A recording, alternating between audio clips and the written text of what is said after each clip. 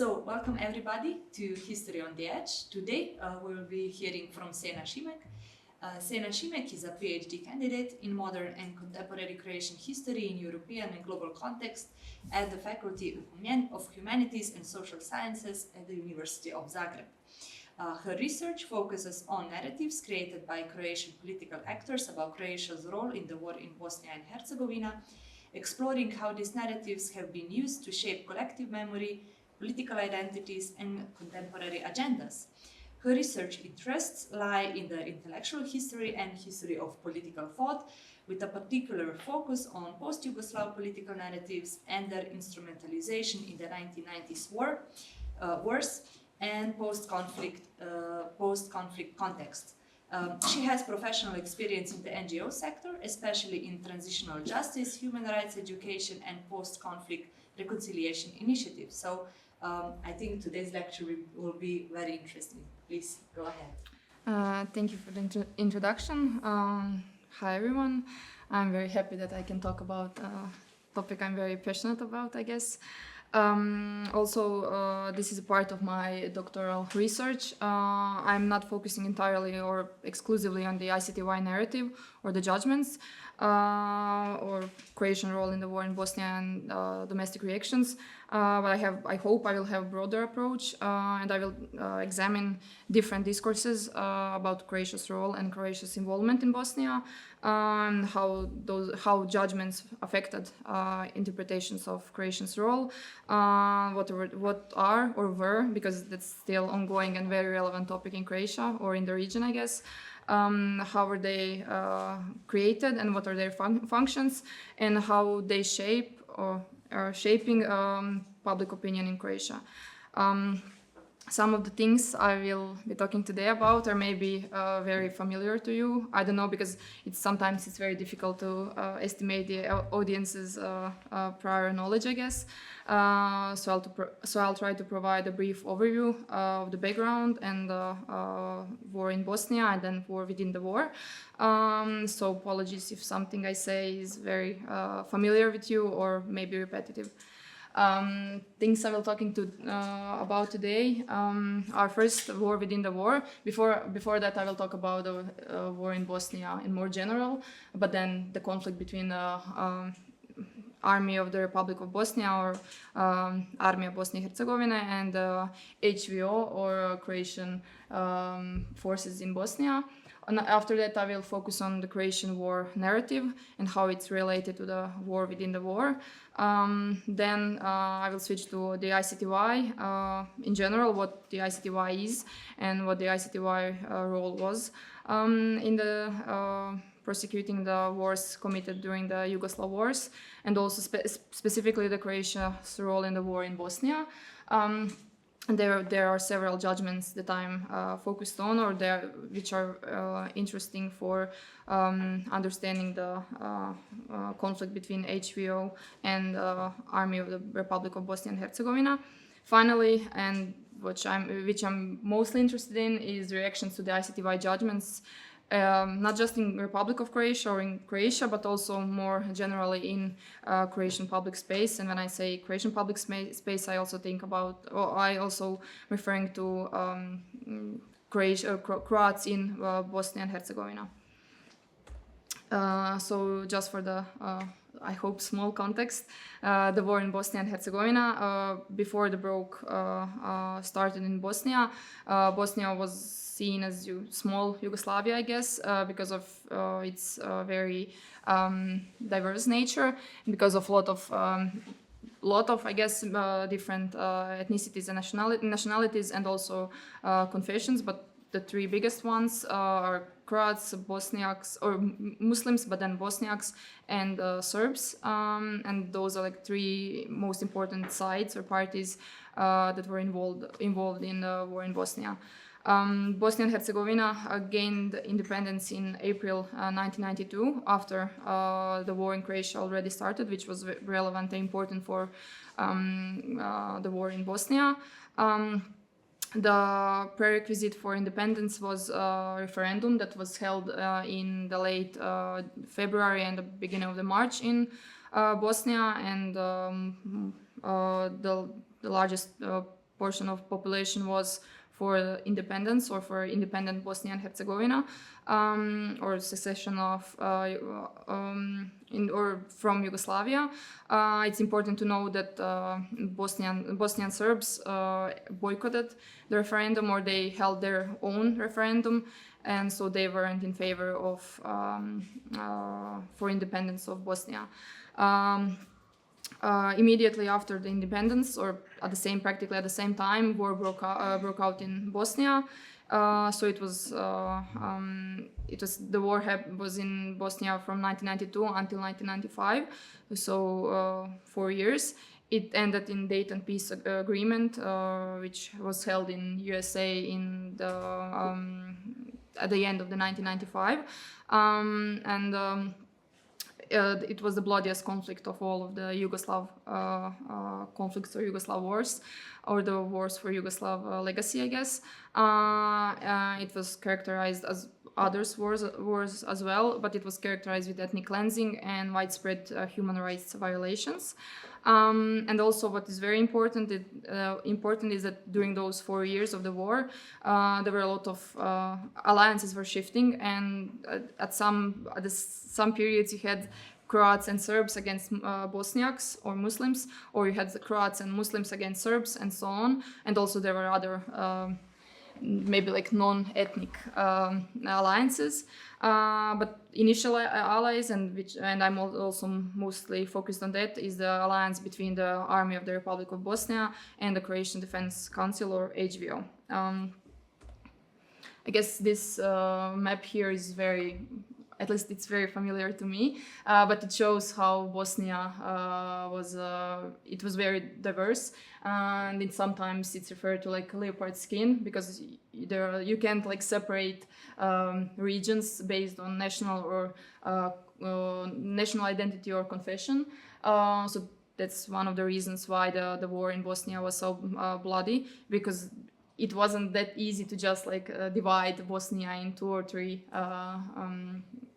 parts. Also, very soon, even before the war broke out, similar thing that happened in other Yugoslav republics, similar thing happened in Bosnia. So political division along the ethnic lines. So the 3 main, or 2 most important, 3 most relevant political parties were these 3. So HDZ of Bosnia and Herzegovina, which was like sister party of HDZ in Croatia, SDA, or it was like Bosniak political party, and then this one, it was Serb Democrat Party, and it represented Serbs in Bosnia.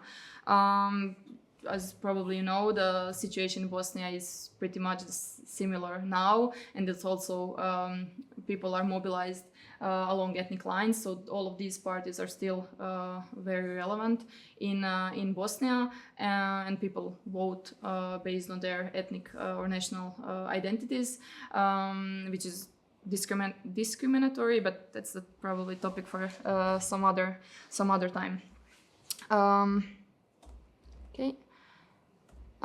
So when it comes to the war within the war, first year and a half, maybe year, the initial alliance was between Bosniaks, or then Muslims, but in 1993 they became Bosniaks, and Croats, and they were fighting against Serbs in Bosnia and Herzegovina.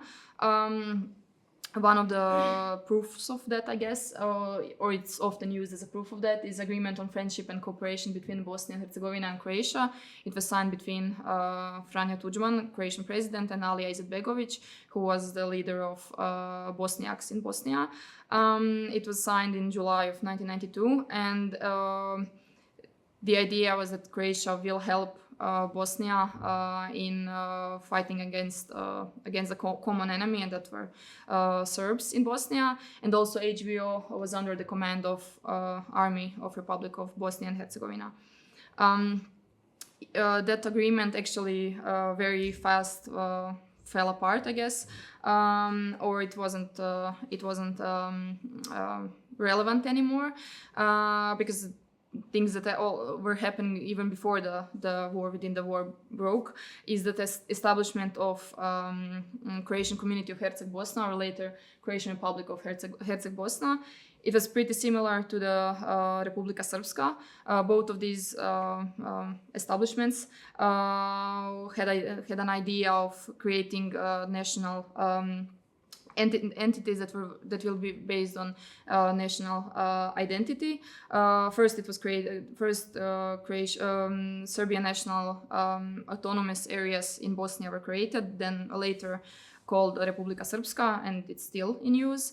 And then approximately the same time, Croatian community of Herceg-Bosna was founded, actually on 18th of November 1991, and it was later renamed to Croatian Republic of Herceg-Bosna. There are different opinions on when the war within the war started, or when the alliance between Bosniaks and Croats stopped, but some people say it was in the fall of 1992, and others say it was at the beginning of the 1993. But it ended in 1994 with the Washington Agreement, which ended the war within the war.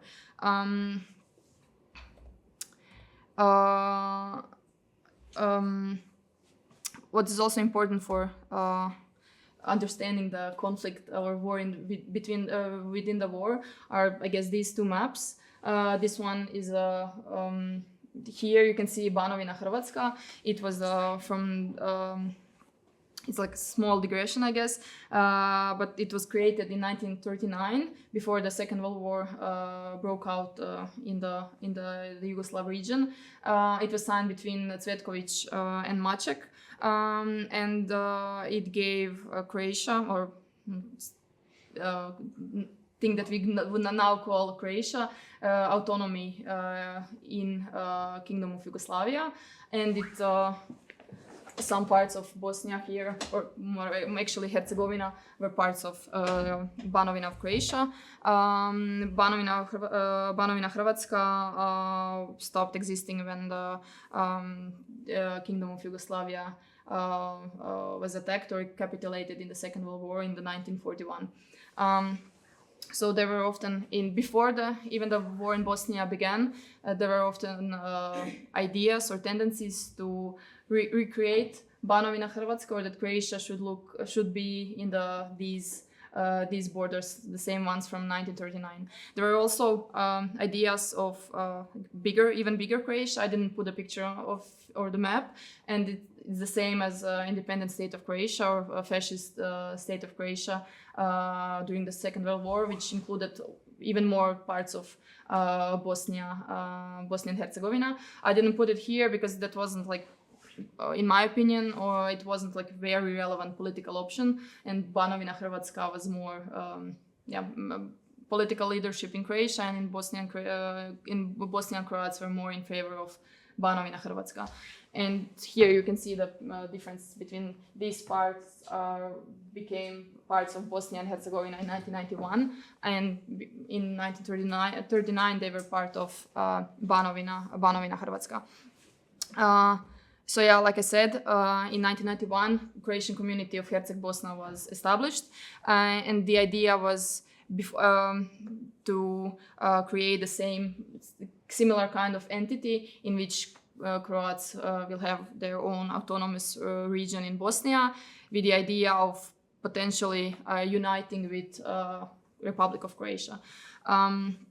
There were several secret or not so secret, I don't know, meetings between Croatian leadership and Serbian leadership about dividing Bosnia or in two halves, or in that one part goes to Croatia, another part to Serbia, and then there will be left a small part of Muslim state or Muslim autonomous region or something like that.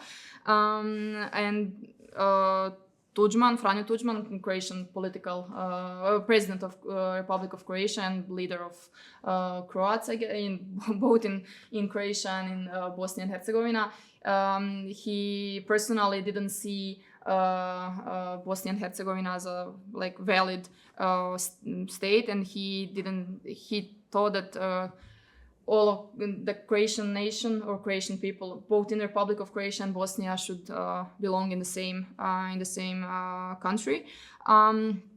But also he was very aware of the international situation, and in 1992 he became aware that international community would not accept the annexation of these parts of Bosnia to Croatia. So his focus, and not just his, but he was the main actor there. His focus shifted to the autonomy of Herceg-Bosna in Bosnia and Herzegovina as a sovereign state or sovereign country. And that conflicted with mostly with Bosniak interests or their demands, because they wanted Bosnia and Herzegovina without those autonomous regions or entities. So that's one of the sources, or one of the reasons why conflict was about to happen, I guess. Even though they had agreement on friendship, and even though Croatia was seen or wanted to be seen as someone who was helping Bosniaks in Bosnia and Herzegovina. And this is the flag of Herceg-Bosna, or Croatian community, then later Republic of Herceg-Bosna. And this is on the map you can see how it looked like after it was founded in 1991.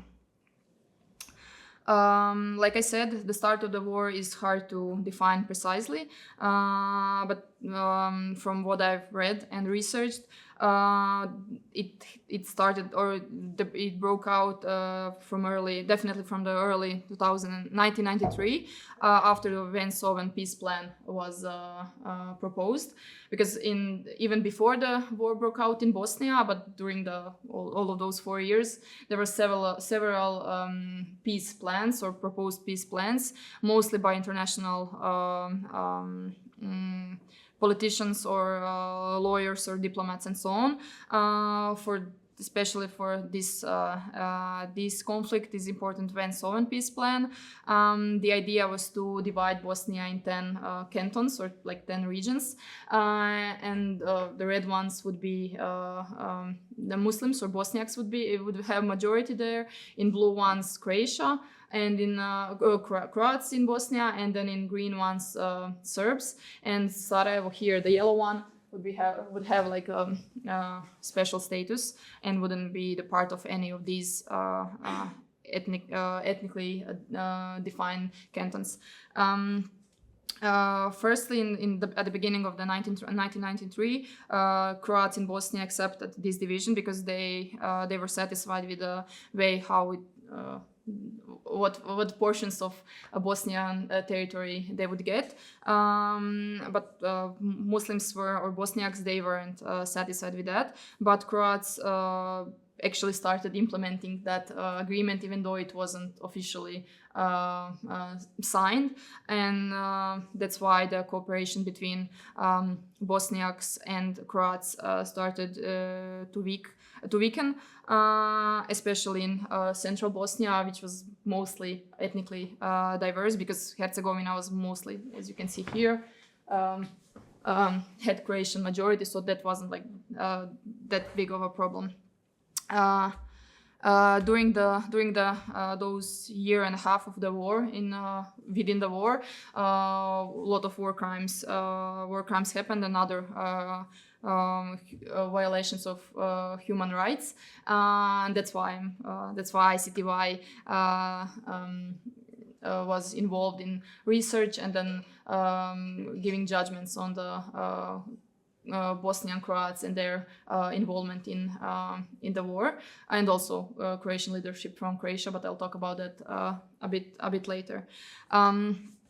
The war within the war officially ended on 18th, or it was ended on 18th of March in 1994. You can see it here on the left picture. It was signed between Franjo Tuđman and Alija Izetbegović. I think it's very important to highlight that both here and here, people who are signing the agreement for example, here Franjo Tuđman, who was the leader of or president of Republic of Croatia, and it wasn't someone from the Bosnian Croats, and the same goes with Dayton Peace Agreement. You can see on the right picture. Washington agreement ended, like I said, ended the war within the war. So they could Bosniaks or the armies of Bosniaks and Croats could focus again on the common enemy or the Serbs in Bosnia. There were established 10 autonomous cantons and Federation of Bosnia and Herzegovina, which we have today, or it is still in Bosnia and Herzegovina, was established. And of course, it was one of the prerequisites for signing the Dayton Peace Agreement a year and a half later, which included all three sides, Bosniaks, Croats, and Serbs. So things I'm actually more interested about, and I'm not that focused on military history or the timeline or of the war within the war or war in Bosnia in general, is actually how now, like 30 years after the war ended, how we or dominant narrative about the war is established, or how it's presented. I think that one of my favorite documents, I guess, is Declaration of Homeland War, and I think we should read it as more to see what it tells us about the war in Bosnia or Croatian involvement in the war in Bosnia, and less about Croatian homeland. The thing in Croatia, it's called Homeland War, or the war for independence in Croatia. One of the articles from the Declaration of Homeland War says that the Republic of Croatia waged a just and legitimate defensive and liberating war, not an aggressive or expansionist one, in which it defended its territory against Great Serbian aggression within its internationally recognized borders. So there is no saying on the war in Bosnia. From this, you can the most important points are the two main narratives when it comes to Croatian interpretation of the war. That's narrative of victory against Serbs both in Croatia and Serbs or Yugoslavia in general, and also narrative of sacrifice. And it's maybe two examples of that are Knin in Croatia, which shows narrative victory, and Vukovar, which shows narrative of sacrifice. And both of those combined, they create some kind of bigger narrative, and that's narrative of statehood. And that makes Croatian the war, Homeland War, or the war for independence, as a basis of Croatian collective national identity. And when you put it like that, and when you explicitly mention that Croatia was not part of aggressive war and it only defended its territory, so territory of Republic of Croatia, the question remains: what was with war in Bosnia and Herzegovina, or more specifically, war within the war? And that's I guess the main focus of my research. Before that, I'm not sure how familiar with this building. That's the building of International Criminal Court for former Yugoslavia, or ICTY. It was founded or established in 1993, while the Yugoslav wars were still ongoing. And it was an ad hoc tribunal, but it served as example or inspiration for International Criminal Court that was founded later. ICTY mandate was to prosecute genocide, crimes against humanity, serious violations of human rights, Geneva Conventions, and war crimes. The most important thing that the most important thing that ICTY was doing was establishing individual criminal responsibility, and not the collective guilt or collective responsibility, which is often said and used for political instrumentalization and mobilization, but we'll talk about that a bit later. The idea was to punish the perpetrators and put an end to the culture of impunity in the region of Yugoslavia. Also, other roles, direct or indirect, were to collect documentation and record historical facts about the war, and to do it impartially and accurately. Also, international community learned something from the Second World War, so their idea was not to create another victor's justice court or victor's justice, which happened like post-war, post-Second World War, when it comes to Tokyo and Nuremberg trials. Also, international community was scared that having domestic trials in Bosnia, Croatia, and Serbia, and so on, will become political arenas to create official history and from that state collective state identity.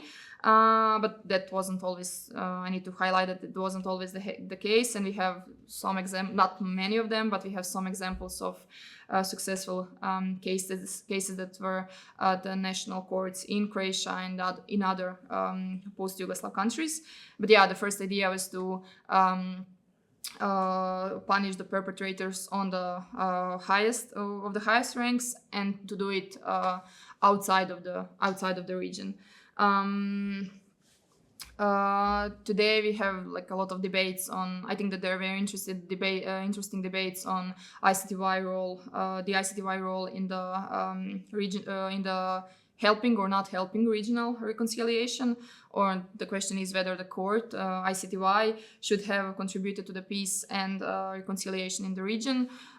We can maybe discuss that later, because it's not very relevant for this topic, but it's also very, I think it's interesting to think about. And also the very important topic in like past few years is the court's archive. Now it's currently available online, and all of us can access it if we want. But the problem is with the risk of the cutting funds for the residual mechanism, which is like a successor of ICTY. And if that happens, that could probably limit the access to archives, and then it will limit research potential, and for researchers, but also for like ordinary citizens or journalists and all of those who are interested in ICTY legacy, I guess. And finally, which is also important for, I hope it will be important for my PhD, is the ICTY created some kind of historical narrative through reconstruction of events and judgments that happened at the ICTY. Of course, for historians, judgments of ICTY are not binding, because law and history, same as other humanities and social sciences, don't work on the same principles or operate on different principles. But I think it's still very important, and even though we don't see it as some kind of historical truth, I think we should treat it as judgments and also or archives and everything that ICTY gave us as some kind of discursive tool with high potential. We can debate with that, or usually not just historians, but people negate the judgments. Also, it can be used for criticizing the role of the political or military leadership and so on. And also, it's often used, ICTY is often used for silence or avoidance, because it's portrayed as a political court. But I will talk about that also a bit later. Okay, this is like a very famous graphic when it comes to the statistics about the ICTY, but I think that's not very relevant right now. So yeah, when it comes to the war in Bosnia and Herzegovina, especially between Croats and Bosniaks. There are two main focuses. First one is the international character of the armed conflict in Bosnia, and second one, and pretty controversial one, I guess, it's joint criminal enterprise, or JCE. ICTY, for when it comes to international character of the armed conflict, it means two things, or it can mean two things. First one is that another country intervenes directly with its own troops, and other one is when it's not, it's more like overall control of domestic forces by another country, and it's also called on behalf of other country. When it comes to joint criminal enterprise, it's a bit more complicated, and that's why it's more a controversial one. It's based on individual criminal responsibility, which is, like I said, very important to highlight because of often used misuse of that, and putting blame on collective countries or national groups. Also, it's not directly stated in the ICTY statute. I don't know, but it is. You can see it from indirectly from the state, from the constitution of ICTY. Requirements for joint criminal enterprise, that multiple persons have to be involved in the enterprise. Also, there has to be a common design or plan or purpose that involves the commission of crimes. That plan or design doesn't have to be explicit or pre-agreed, and it can be improvised at the spot. And also, which is very important, that the common purpose on a plan must involve the commission of criminal act. So there is, I think, the very often used example for that, or to show how it works, is that, for example, Great Serbia or Great Croatia or whatever, creation of foundation of Hercegovina, that's not a crime itself. It becomes a crime, or it can become a part of joint criminal enterprise if it includes criminal acts, or if it includes a violation of human rights. There are three forms of joint criminal enterprise. There is a basic form, systemic form, and it's related to detention and torture or concentration camps that existed on the territory of Bosnia and Herzegovina. And the last one is extended form, and it involves crimes outside that common plan or design, and with that crimes are natural or foreseeable consequences of achieving that common purpose. So that's everything that could or should be foreseen that would happen during the JCE. For example, if group's plan is to forcibly remove members of particular nationality from one territory to another under the threat of arms, or what we call ethnic cleansing. If someone is killed during that operation or during that ethnic cleansing, that would be a crime because it was a natural consequence, or it could be seen as a natural consequence of that. When it comes to the international character of the armed conflict in Bosnia and Herzegovina, it's not related only to Republic of Croatia, but the same goes for Yugoslavia or Serbia, but then Yugoslavia.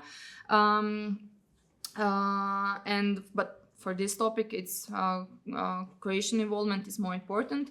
So, like I said, it can be direct use of Croatian army from Republic of Croatia, or their deployment on the territory of Bosnia and Herzegovina, which also happened. But it can be also the more, like I said, overall control of the domestic forces. ICTY judgments, in several ICTY judgments, show that Croatia had overall control, and these are some of the examples of that. Croatia provided weapons, military equipment, vehicles, and uniforms for military in Bosnia. There was operational influence of HV is Croatian army in Croatia, their leadership in Bosnia. Also salaries of HVO were paid by Croatian state or Republic of Croatia. Orders were issued by Croatian political and military leadership, and also there were a lot of rotation and interchange of officers between the Croatian army in Croatia and HVO. And finally, appointment of HVO officers by Croatian leadership was also happening in Bosnia.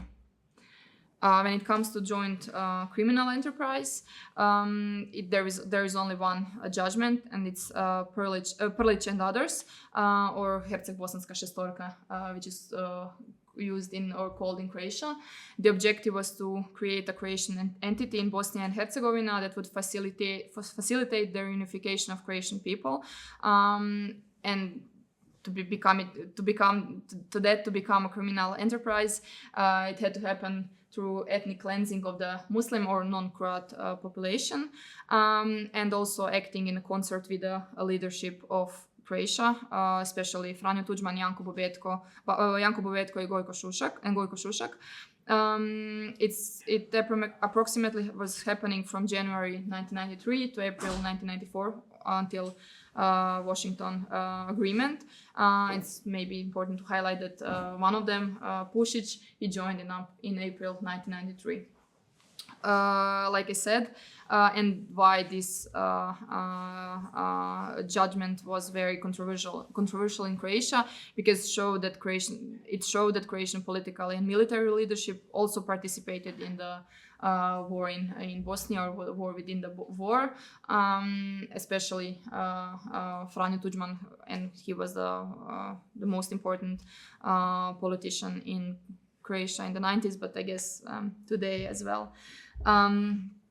So yeah, like I said, the problem was that through joint criminal enterprise in that period of year and few months, ethnic cleansing of Bosniak Muslims and other non-Croats living in these territories, especially those ones that were promised, I guess, by Vance-Owen's peace agreement, should be ethnically cleansed, so that Croatian entity or Croatian Republic of Herceg-Bosna could be ethnically homogeneous.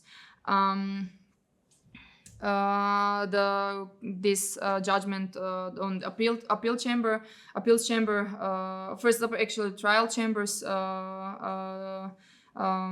judged that in 2013, but then the appeals chamber confirmed these findings in 2017.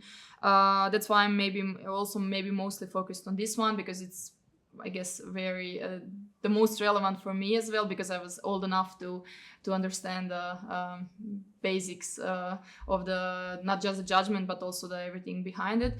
And also I think that this one is most famous one because of suicide of Slobodan Praljak, which was, I think, like very big topic in not just in the region, but also internationally.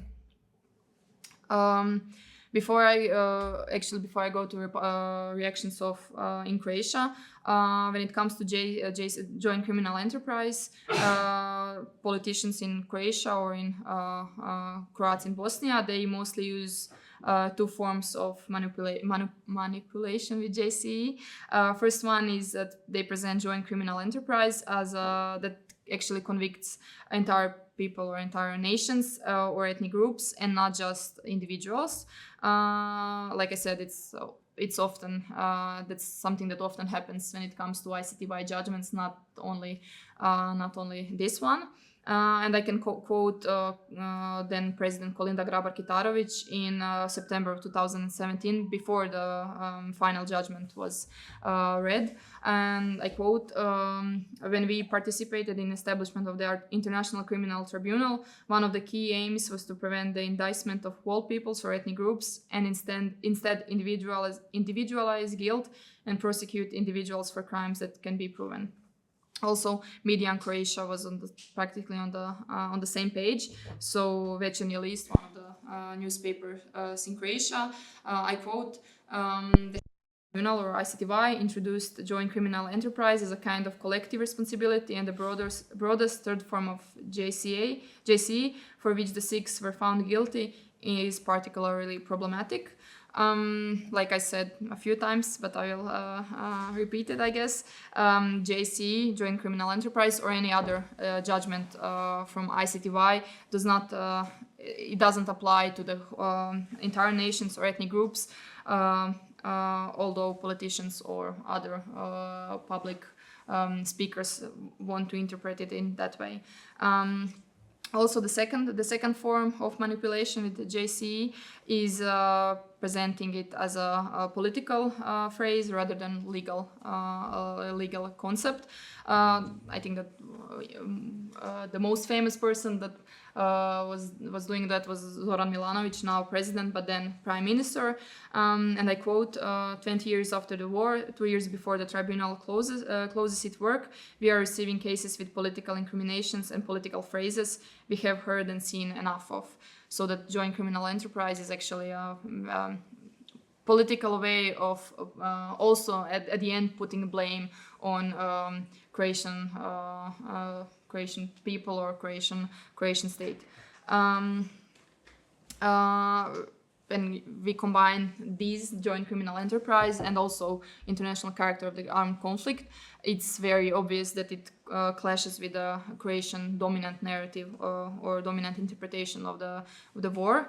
And if Croatian political leadership, but also, I guess, school systems and media, if they accept or acknowledge Croatia's role in the war in Bosnia, or Croatian leadership, both military and political leadership, they will potentially undermine or disrupt the dominant narrative of purely defensive war, and that it goes directly against Croatian collective identity. Also in Croatia, both there are differences between elite and everyday narrative. Both of them deny Croatia's involvement in Bosnia, or negative involvement in Bosnia, or at least they claim that Croatia was helping both Bosnia in general, but Bosniaks specifically. And also, what is mostly interesting to me is that when it comes to that everyday narrative of ordinary people in Croatia, they see war in Bosnia as a very messy and complicated one, which it definitely was. But that's their way of interpreting the war in Bosnia, and then Bosnia is often seen as the other, and Balkanism is very visible in that. And then Croatia or Croatian leadership were the helpers of poor Bosniaks. And also, when it comes especially to Bosnian Croats, Croatia and them, they were some kind of antemurale Christianitatis, or they were defenders of Middle European identity based on Catholicism against Islam. And now when it comes to reactions in Croatia, or I think that they're like ongoing reactions, they're not related only to the judgments. I have pointed out 4 different ones. The first one is silence, and that's, I think, for me, most important one, or most salient one. And that's actually lack of public discussions about the victims, about committed crimes, or the implications of judgments. I think it's very visible when it comes to 2017 judgment and the killings of the suicide of Slobodan Praljak. No one was actually at the end talking about the victims or crimes, and everyone was talking about Slobodan Praljak being a hero or not hero, depends on who you ask. Also, silence can be very loud sometimes, and silence sometimes is not the lack of words, but more of like a whataboutism, or focusing on different or on other crimes. In Croatia, it's usually Serbian crimes in Croatia or in Bosnia. The other type of reactions I saw is justification, affirmation of Croatian role in Bosnia. That's emphasis on Croatia's positive role. Two parts of that is one is the military alliance and mostly Washington agreement between Bosniaks and Croats, but also, and that's very ordinary narrative, I would say, acceptance of Bosnian refugees in Croatia, which actually happened, but that doesn't exclude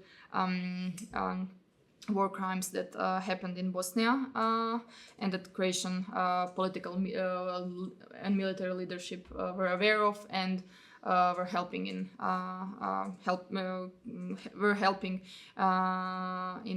them. Third one is criticism of the ICTY. It's not I guess relevant anymore because ICTY is not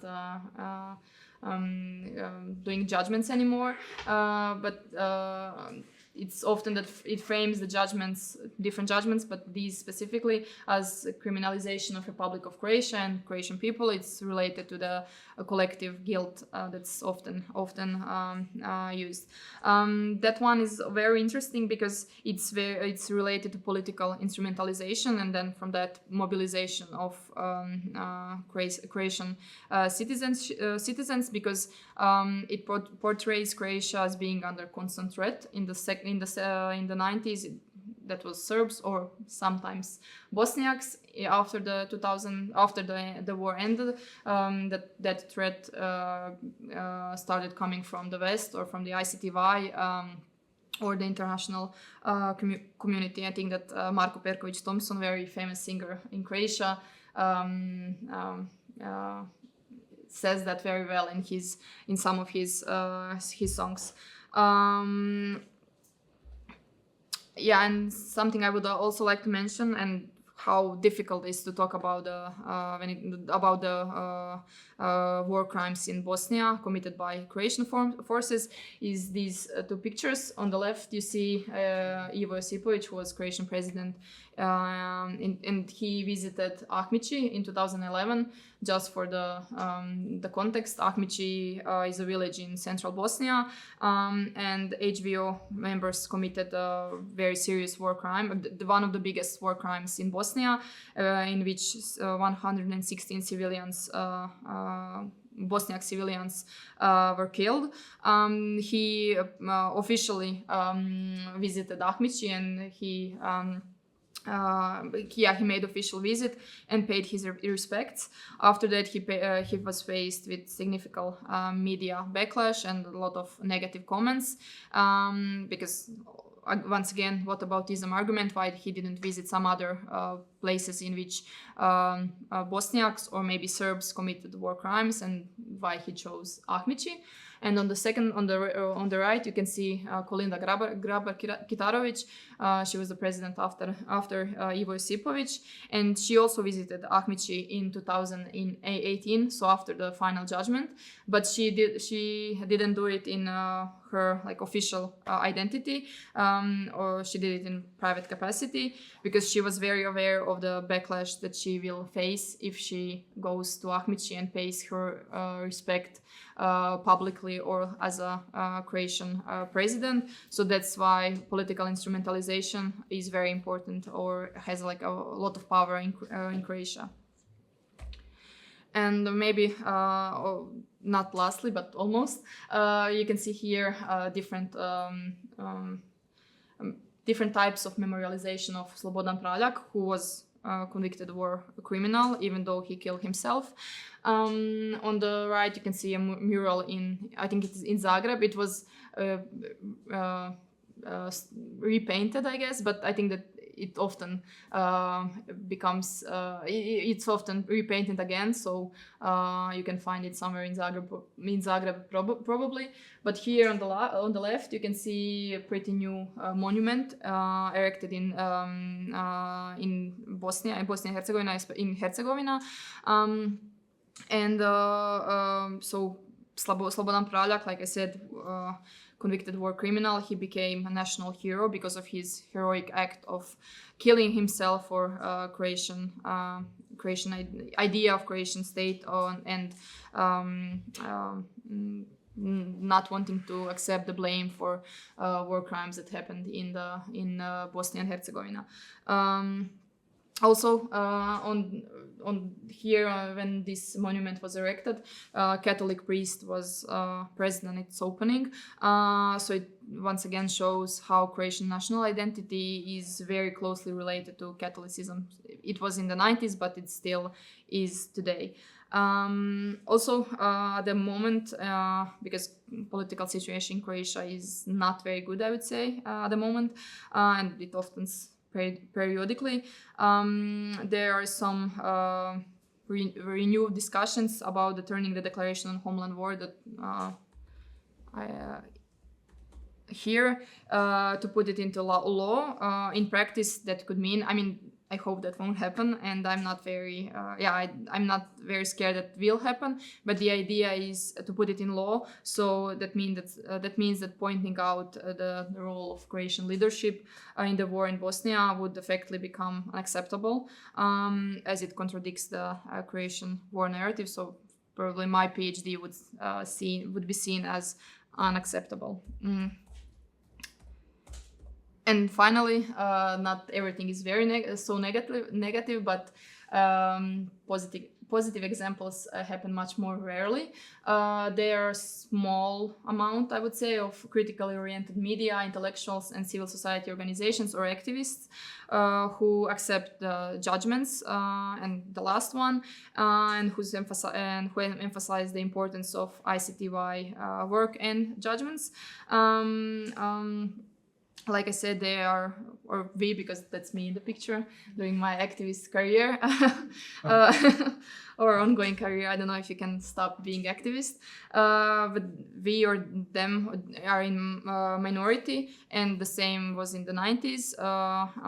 For example, the famous newspaper Feral Tribune. Probably you're familiar with that. Those one of the most famous headers, I don't know how they're called, but yeah, you can see Franjo Tuđman, Alija Izetbegović, and Slobodan Milošević, and on the right side only Tuđman and Milošević. But like I said, those critically oriented individuals or small groups are in minority. I think that would be all. Or lastly, I think I want to say is that in my PhD research, I would like to show the pluralism of all of these interpretations. For example, this transitional justice maybe narrative, but also these ones, like silence and justification and criticism of ICTY, and like how they form different versions of discourses, how they interact with one another, because often they interact, especially when it comes to ICTY judgments, what they respond to, how they change through time, because they do change based on political and social situation in Croatia, in the region, or even internationally, and yeah, to get some ideas on how they're created and what's their function in today's political landscape, not just in Croatia, but also in the region. Yeah, that's all. Thank you. Yes, thank you very much. So I think that we can now move towards questions. I would like to collect them first from the audience, and then we will see if we have anything on Zoom also. So please go ahead.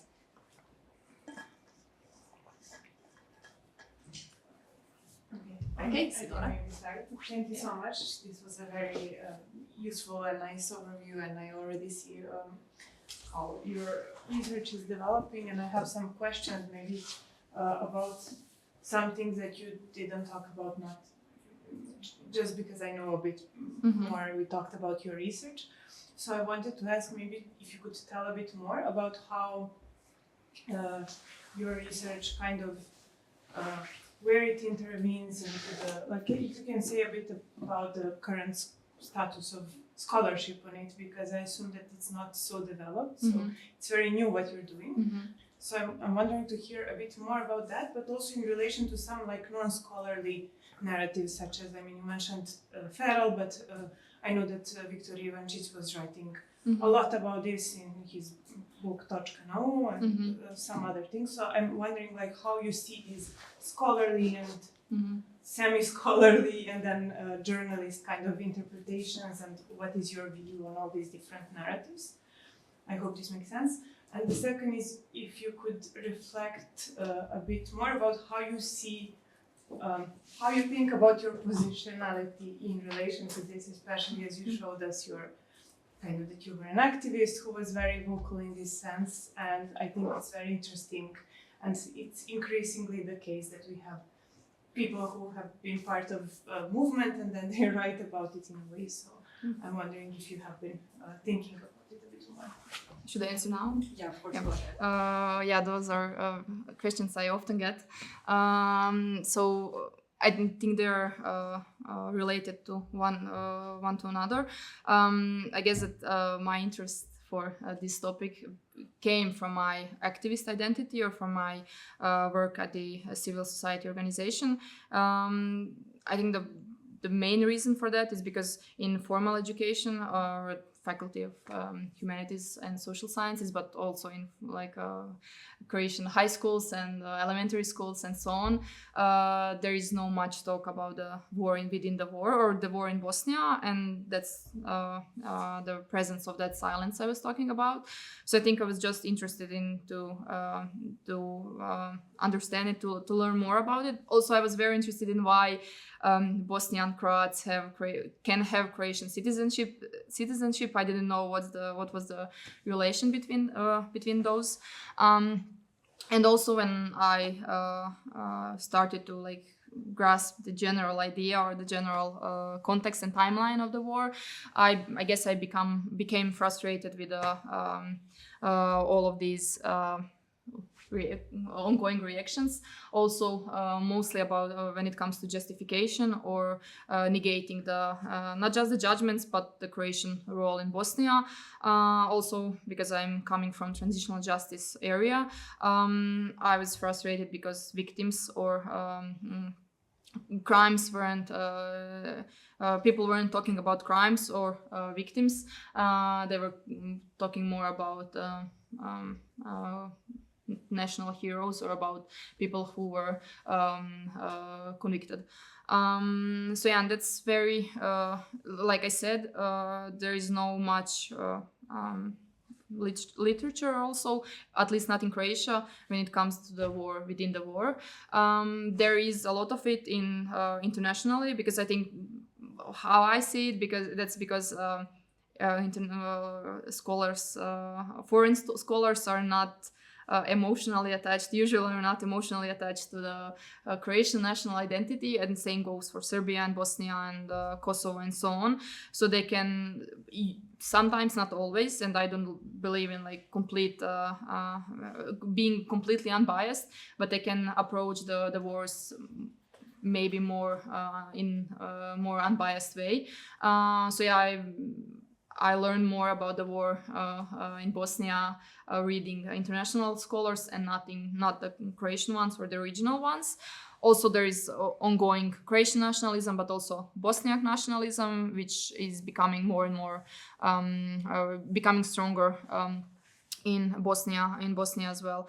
So I think that also, and that's related to my sources for my PhD. There are not a lot of scholarly sources. They're mostly books like Viktor Ivančić, and also interviews or media writings, and of course also ICTY judgments. So yeah, I think there is like a very vast space for doing a research on that. And when it comes to my identity as activist and scholar, I'm still figuring that out, I guess. I think it's very important to sometimes to leave aside your activist identity, but I think it's very okay to have motivation based on activism when pursuing a PhD or something else. I hope I answered. Yeah. Mm-hmm. Thank you. Any other questions? Yeah, who wants to do that? Okay, otherwise there is one question on Zoom that I will also read, but I was wondering, because I imagine there was a narrative, so I'm posing my question now. So there was a narrative that was kind of earlier than the judgment from 2017. So there was, I'm guessing, one narrative with variation, and then the other one, I guess, established after the judgment came to be. So I was just wondering how those two differ, who was kind of promoting them, and if you saw any kind of internal or external political crisis that impacted this narrative that was presented. Well, I think that ongoing fear of different Croatian governments was the judgment that would prove joint criminal enterprise. So it wasn't related only to the last one or Plenković's government in 2017 and after. I think it was very relevant for Račan's government in early 2000, but also Sanader, Milanović, and so on. Even Milanović was the one who was talking about political implications of JCE. So I guess that there were always fear behind the ICTY investigations of the war in Bosnia. I think maybe the biggest difference was made before and after Croatia became the part of the EU. It's also very, it's often said in transitional justice that before the Croatia became part of the EU, there were some things that Croatia had to fulfill. One of them is cooperation with ICTY. So before 2012, I guess, 2013, Croatia was more interested in cooperating with ICTY, and that was mostly visible in 2000 when Franjo Tuđman died, and then the government in Croatia changed to more progressive or more liberal and leftist one with Račan as prime minister. After 2013, there were no international factors. There were no carrot anymore. So Croatian leadership now don't have any reasons to talk openly or admit its role in the war in Bosnia. Also, I think it's always related to stance of Bosnian Serbs and also Bosniaks in Bosnia, because Croatia likes to present itself as a someone who like country that is keeping Bosnia of whole, apart from and that's Bosnian Serbs or Republic of Serbia. They're not doing that. But also I guess taking care of Croatian interests in Bosnia. Well, thank you. Any other questions from the audience here? Maybe just a bit comparative aspect. What is your? Are you just concentrated, or you're also comparing with the Serbian case, or maybe it's from Slovenia? It's the broader picture. Yeah. I think it would be interesting. I was not at the beginning of the lecture. Maybe you mentioned it. No, I didn't, because I won't compare. I think I won't compare in my PhD, because this topic is also very big one, because of a lot of and judgments and a lot of sources in Croatian public space.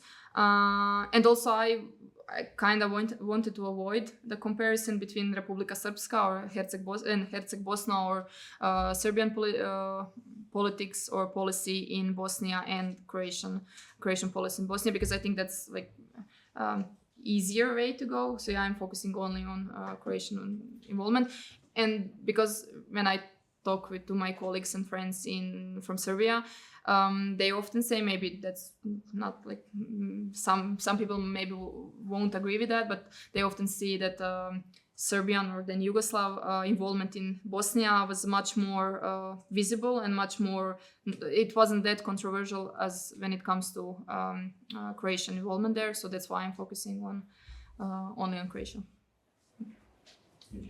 Okay, so now I guess I can share the questions from Zoom. So we have two questions that I can see for now. So the first one is, did the ICTY ICTY cite any evidence that the Croatian leadership intended to commit crimes against Bosniaks, and what was that evidence? And the second one was the territory of Bosnia and Herzegovina being used by Serbia to attack Croatia since 1991, and how does that impact your analysis of Croatians' right to intervene in Bosnia and Herzegovina territory? What rights did Croatia have under international law to support Herzegovina and the HVO as a means of defending its own territory from Serbian aggression? Yeah, that narrative is often used, and I didn't mention it, but declaration on Operation Storm, it actually presents that Croatia was using parts of Bosnian territory of Bosnia and Herzegovina to defend parts of Croatia when was fighting against Republika Srpska Krajina in Croatia, but that's not the focus of and that's not related to actually to Herceg Bosna or the role of Croatia in maintaining the Herceg Bosna and crimes that were committed when Herceg Bosna was established and when it was existing during the war. And other questions, because there are a lot of them. Yeah. Do you want me to go? The evidence in Did the tribunal cite any evidence that the Croatian leadership intended to commit crimes against Bosniaks, and what was the evidence? Yep, in ICTY archive has a lot of the judgments were based on a lot of evidence, and also independent stručnjaci, Like experts. experts, yeah, historians and others, who show that Croatian leadership was aware of the wrongs committed in the war in Bosnia, and it didn't and helped like military or financially or with human resources, like I said before. Okay. Any other questions, perhaps? Comments? Šta bile dve, ste obidve odgovorili. Yeah. Okay. If not, at the moment, maybe some will appear later. Good luck with your PhD. And I would like to conclude this lecture by inviting you to our next event of History on the Edge, which will happen on December 10th.